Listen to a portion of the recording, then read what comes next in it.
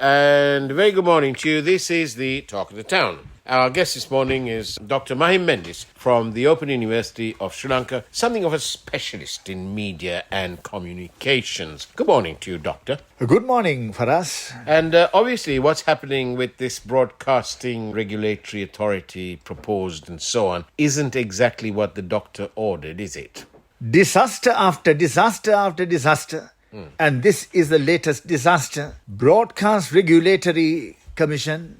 We are not talking about something that the media wanted. We are talking about what the government, an oppressive government, without a proper mandate, wanted to safeguard itself. We are not talking about the British Press Complaints Commission. But why not? Because Bandula Gunawardena said he compared this whole blessed thing to the United Kingdom. Well, he got many things wrong, not only on this matter.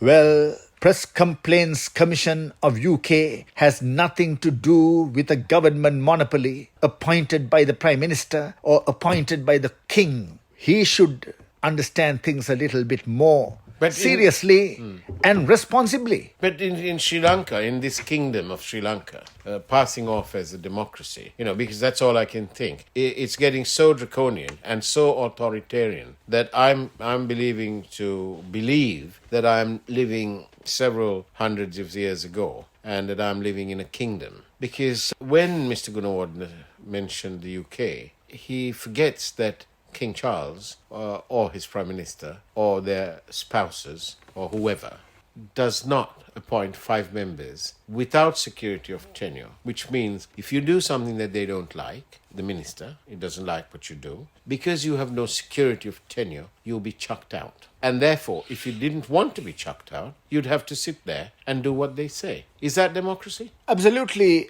not. Well, that is why we say, in the context of this Broadcast Regulatory Authority, what we need, if at all, is a body. An independent media commission is quite different. That is not a regulatory body. That is something on par with the other independent commissions that will look into the real interests of the media as a fourth estate in a democracy, issues connected with professional journalism and the communication process itself, and the way in which the government, on behalf of the state, should protect the media and its interests. Protecting the interests of the media is protecting the interests of the people. And do you think that this will actually get passed? I mean, get passed in Parliament, but surely, what will the Supreme Court say, do you think? They've already made a ruling back in 1997 about this sort of thing. The Supreme Court very clearly stated long time back, I think in 1997, Justice Amarasinghe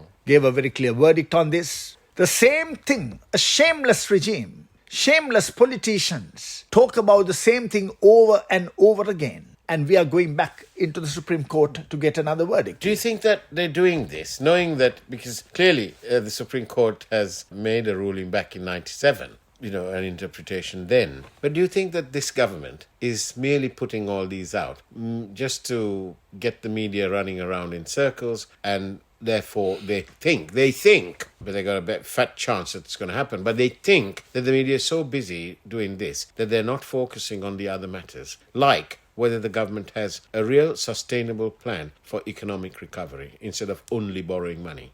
Yes, that is also something that we see, that all the time the attention of the people is distracted. That's what I mean. Attention of the people is distracted, and cheap tactics used by a shrewd political leadership in order to ensure that the people will not talk what they should be talking about and thinking about. That is, for us, as you say, quite clear. But one thing we need to understand right now is that what is under threat is democracy, fundamental freedoms. A country that is incapable of protecting fundamental freedoms will be a hellhole. We will not be able to lead decent lives. Isn't it ironic that this man who is now our president actually was rejected by the people, and he now rules over the people? What a system that is.